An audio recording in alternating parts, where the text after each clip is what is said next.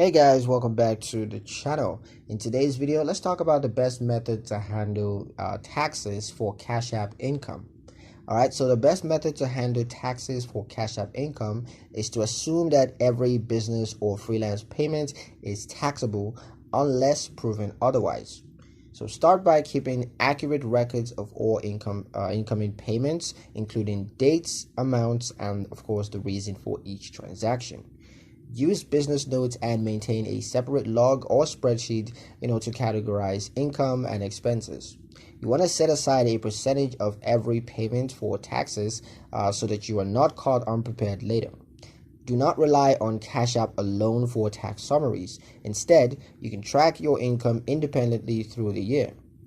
If required, review any tax forms issued and compare them with your own record for accuracy. Consulting a tax professional can help you to understand deductions and reporting obligations.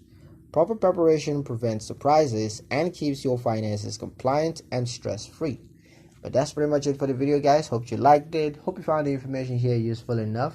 If you did, like, comment, share, and subscribe for more helpful financial insights. Thank you guys for watching, and I'll see you in the next one.